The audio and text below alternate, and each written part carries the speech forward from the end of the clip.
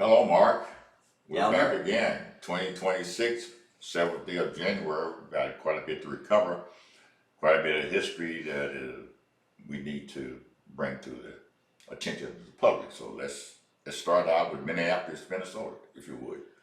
Happy to talk about that. Yeah. Wait a minute. No, I'm not happy at all. I'm sad. We can't avoid it though. Right. It's real. It's real. It's real current history. Sadly, today, at least one ICE officer. Did you see maybe more than one shot that woman? I couldn't tell. It was terrible and heart-wrenching.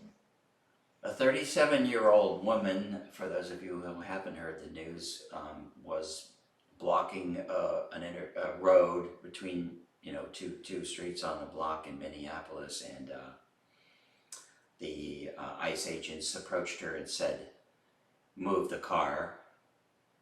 She backed up a little bit, rolled forward a little bit to move the car, and then they just opened fire on her. No evidence that she was of any threat or danger to anyone. Just that, they just thought it would be terrorizing to the people of the United States of America, Minneapolis, Minnesota, and in general, to just murder somebody. I'm not sure what the purpose is, the outcome is supposed to be. There were considerable cameras there, and so whichever one that Fox News and President of the United States got is different from the first one that we heard, because we heard what was happening before it made national. And it'll have various kinds of spins as the day passed, Mark. Oh, well, yeah, I think you're bringing up a good point, because what we saw a little bit of reporting on the Midas Touch Network. We were watching Ben Meiselas talking about how enraged he was that the president had sent his, he calls them ICE Gestapo, to Minneapolis to murder someone. SS paramilitary forces shot 2 more Minnesotans in North Minneapolis And last night.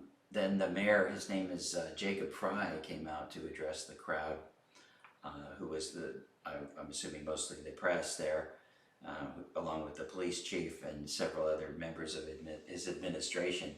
And he actually used some very direct and poignant language that we will repeat here, just to convey the level of intensity of his message. He said to ICE, "Get the f*** out of Minneapolis." That was a direct sentence from him. In school, we would call that an imperative sentence. Imperative. Very imperative, Yeah. with the word that we couldn't have used back in school in the day a generation ago. No. He was meaningful. He was serious. It goes down in history that he said it, and that wasn't the last time you and I heard it.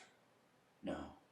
Well, we are confronted with this incredible, I would say it's a crisis within our country, within a set of crises that the current administration has been foisting upon us, causing us to have to respond to things that we never thought likely to happen in our country. I can remember growing up as a child, Elmer, thinking about how insane was it that people who lived in a democratic society in Germany, in Nazi Germany, in the 30s and 40s, were so caught up in the racist rhetoric of Adolf Hitler and the hateful behavior and the murdering of their own citizens by the millions. Here we are in 2026, and we thought this would never happen, but it's happening presently right now. It is. Here we are. It's ICE agents are being deployed mostly in, quote, blue cities, cities where the majority of people likely did not vote for Donald Trump. So he's quite angry that they did not vote for him, and he wants to punish them however possible, under the guise of making those places safer. Mark, I think it's so sad that the family of this citizen had to find out about it by the news. Oh, yeah. It happened so fast. Yeah, that's what we understand, that the bereaved family experiencing the loss of one of their family members, loved ones, had to learn about this tragic murder. Looks like a murder to me, looking at the video, and that it's exactly what Jacob Fry, the mayor of Minneapolis, said too. He said, I watched the video. He had already become aware that Kristi Noem, the director of Homeland Security, had come out and said that, oh yeah, they were just protecting against these homegrown terrorists. And he said, I watched the video. They showed us a clip of the video of the woman doing as she was instructed to do, which was quit, get out of the street and quit blocking the street. She was in the street with a number of other cars who had stopped in the middle of the street trying to impede the ICE agents from, breaking up families and terrorizing the neighborhood. And her car was at a diagonal across the lanes. So they, I guess, singled her out as being, a real egregious person that they had to fear and get rid of.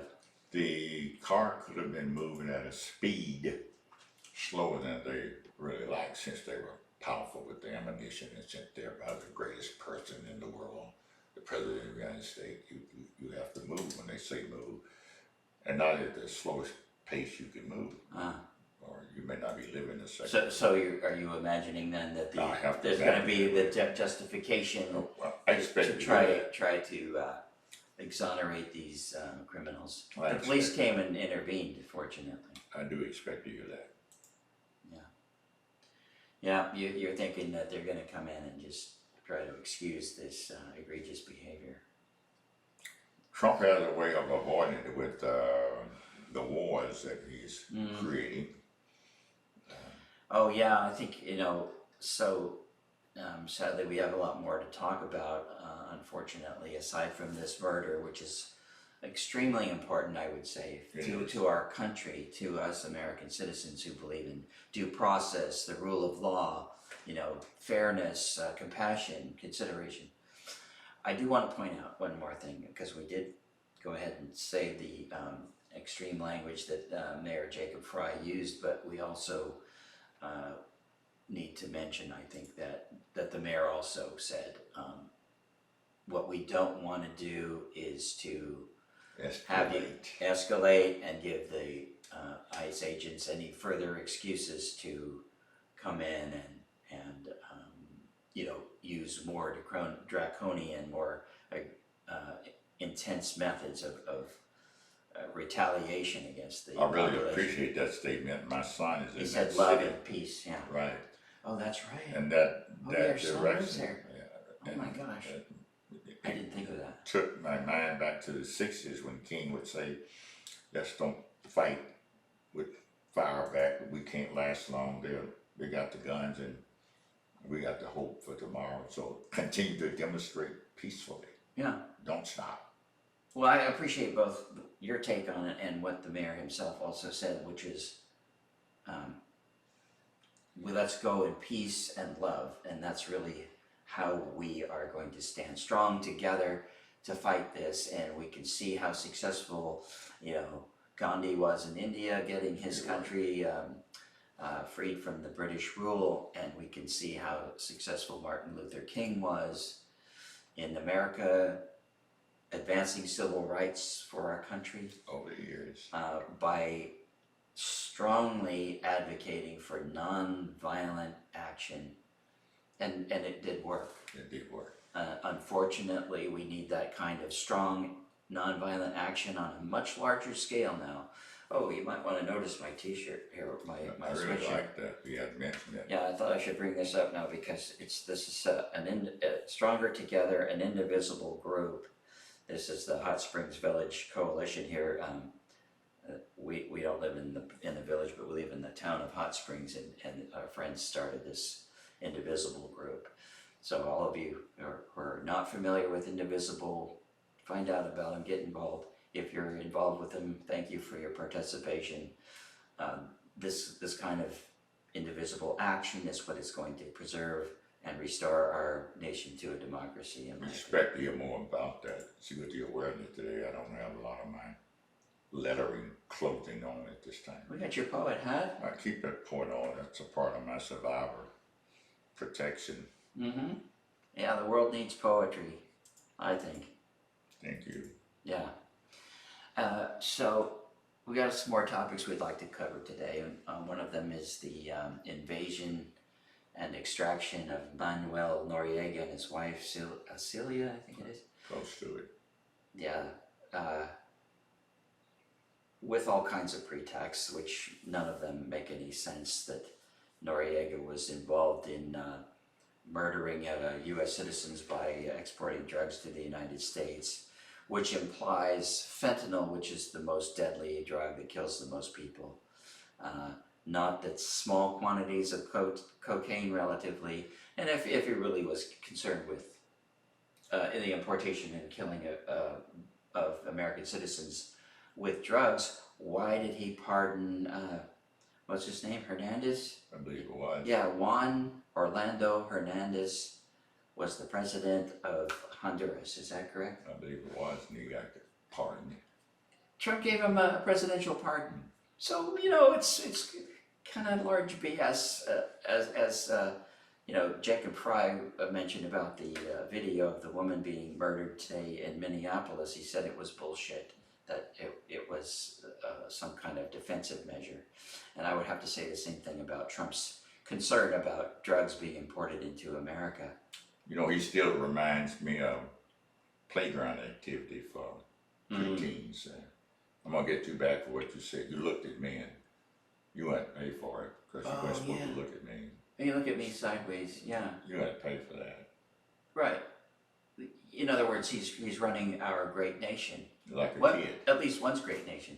Like a child. Yeah. A petulant, angry, abused, poorly adapted child. Yeah. One who really has never grown up, one who has got the maturity of, you know, we're generously saying he might be up to a middle school level. I think more grammar school. You know, yeah. He's left in charge of the playground while the teacher on charge had to be away, and you know, and things are going wild with him, and he has to try to find a way out of it.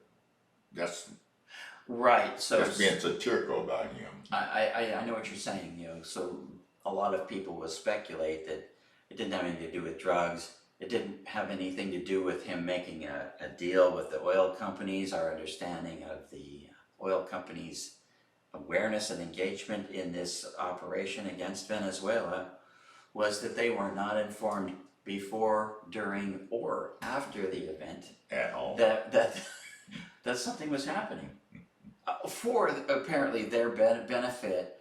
And then there's all this noise about, oh, well, don't worry about it because somebody's going to pay for it. Oh, it's the oil companies are going to pay it, but they don't even know they're going to pay for it.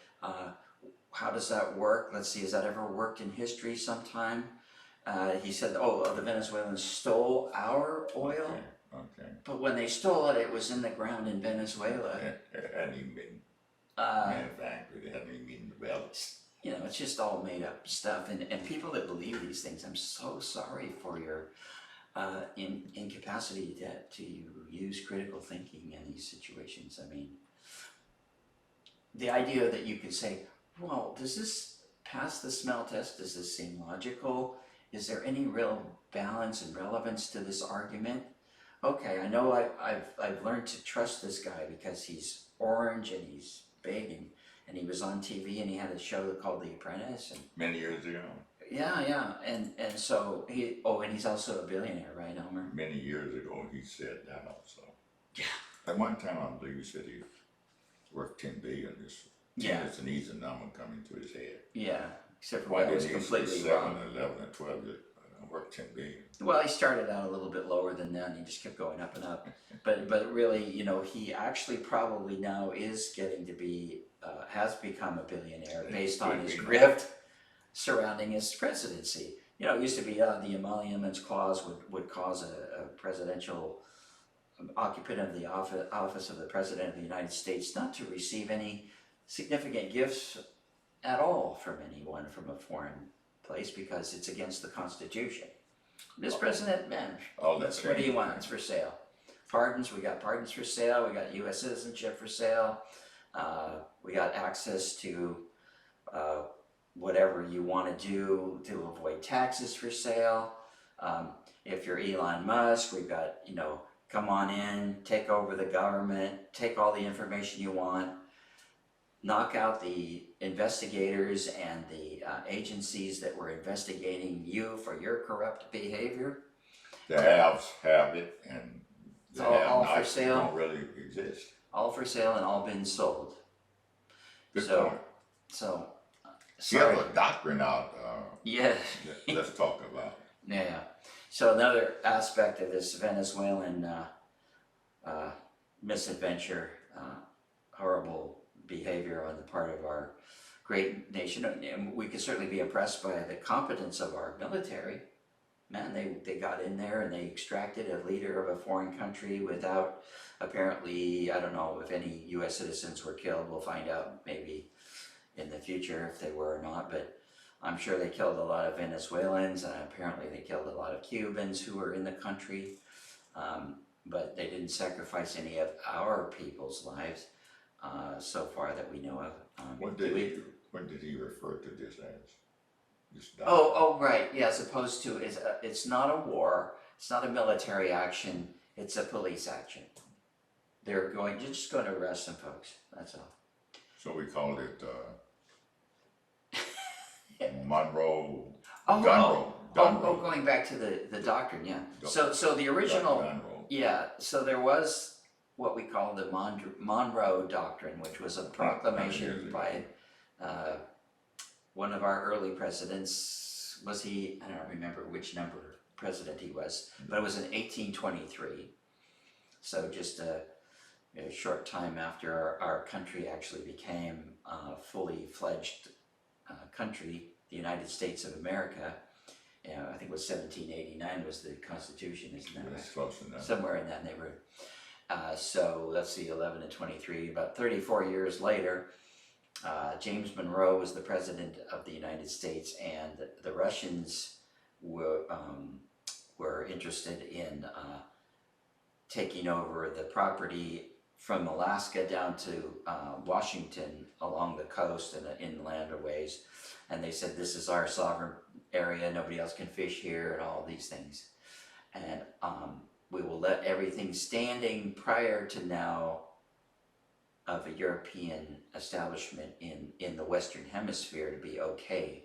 But we will not allow this action to take place with the Russians, and we will not allow any future incursions into our hemisphere as if the United States owned it. That's basically the doctrine of that time under It was named President James Monroe. Yeah, sometime later they actually, I think it was in the 1850s when they named it the Later, Monroe yeah. Doctrine, but it was his proclamation. I don't know if it was an executive order exactly, so help me out with that history. Maybe some of our listeners will know. They'll let us know. And that brings me up to this point. If you haven't done it yet, please push the subscribe button and sign up for our channel so you won't miss any episodes. It'll help our standing. Yeah, we always want to mention that. But Mr. Trump thought it would be a good idea to call the new doctrine the Don Roe Doctrine. That's capital D-O-N-R-O-E. And it probably will be in some textbooks soon.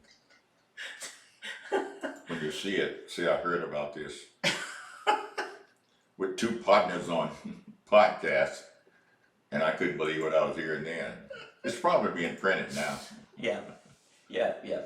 The Don Roe Doctrine. Yeah, here we are. So he's trying to say now that this is his hemisphere, and I guess the message is to the Chinese, you got that hemisphere over there, maybe you could work out some kind of deal and split it up with the Russians, oh, and yeah, well, the Europeans, we used to be allies with them, but they don't like us anymore, so we're the heck with NATO, the North American Atlantic Treaty Organization.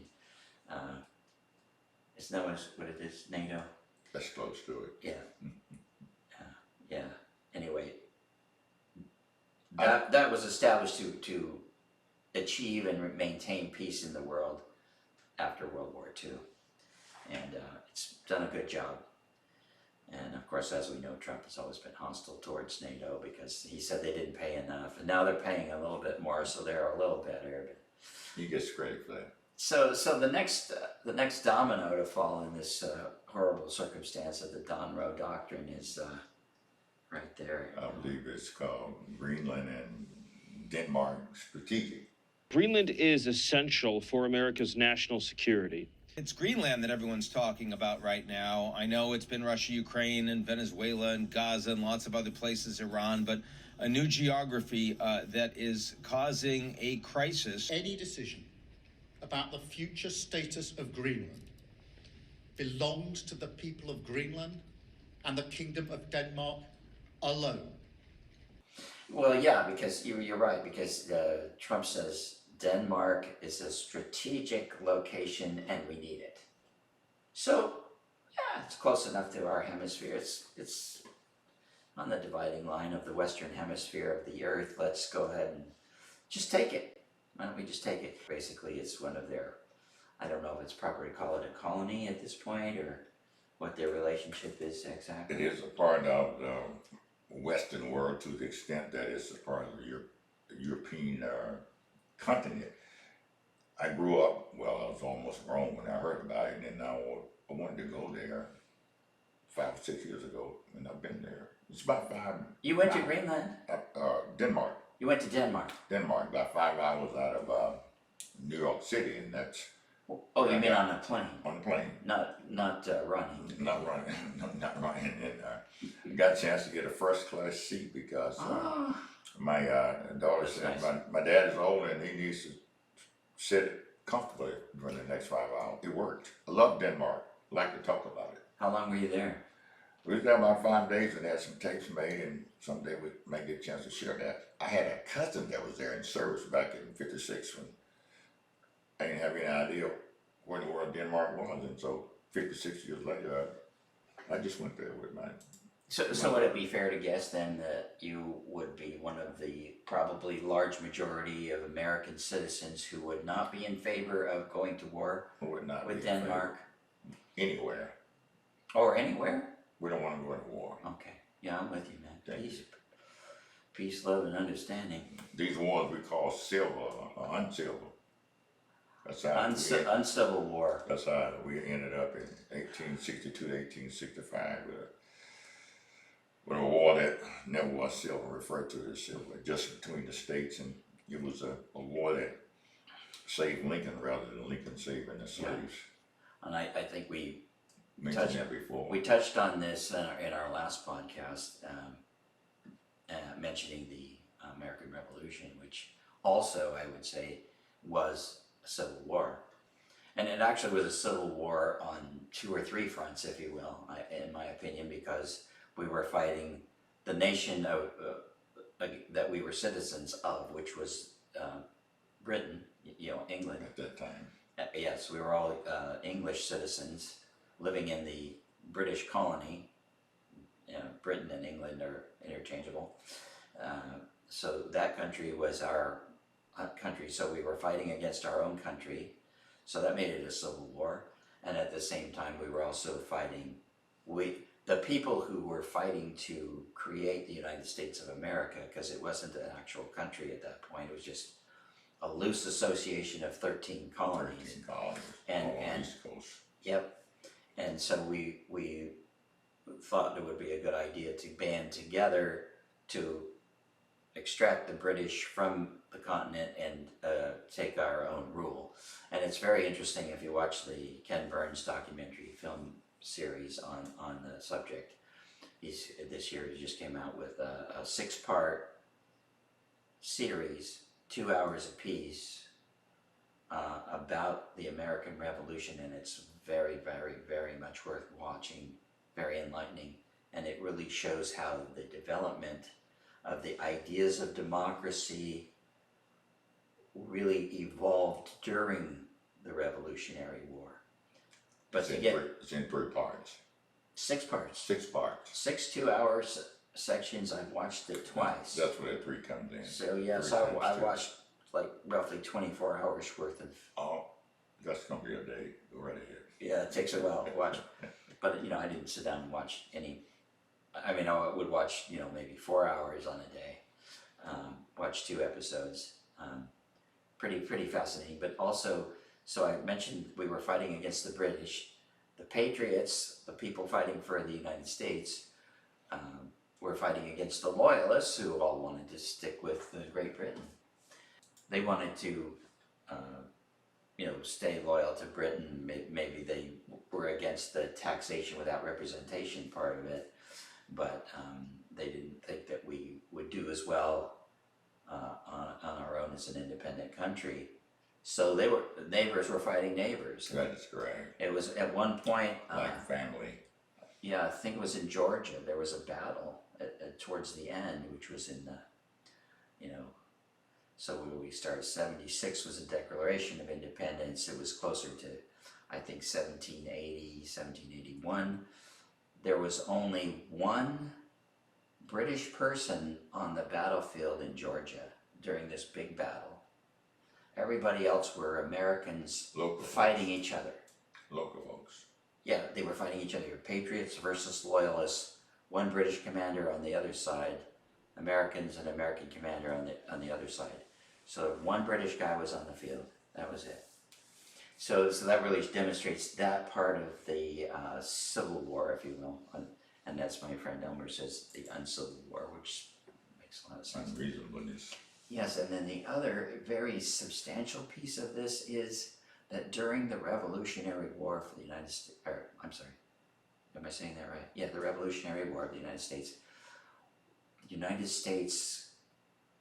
military forces were going west of the Appalachians, which the British did not approve of, and they were summarily wiping out the native populations. They were excoriating the landscape. They were raping, murdering everybody in a village.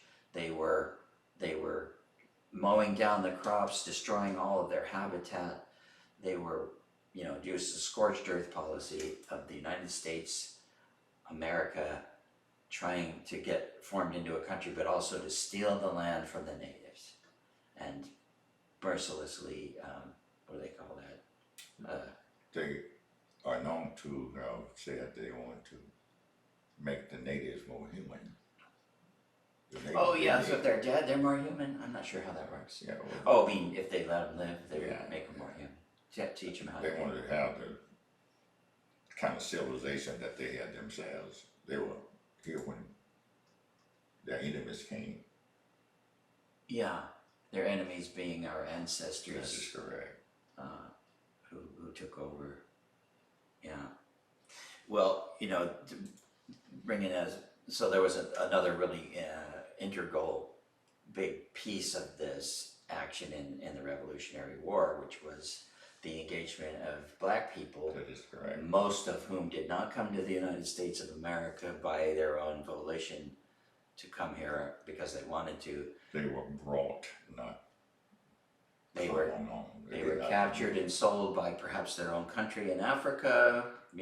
Somebody with a little criminal intent and power there would capture some. Tobacco and whiskey involved in it. Mhm. They would Great capture products. some of their own people, rope them together, tie them up with chains, whatever, and bring them into the stocks to be, exchanged for however the Americans would pay them for people to serve as slaves in America. It was a great economic activity, and of course, we've got people now fighting against diversity, equity, and inclusion, which is a really great idea because that brings people in the modern time opportunities to have a similar opportunity to that people that look like me would have automatically in our country. So that's a whole different conversation. But Whole just different conversation. fundamentally, the American Revolution was very different in a lot of ways than we were taught in school.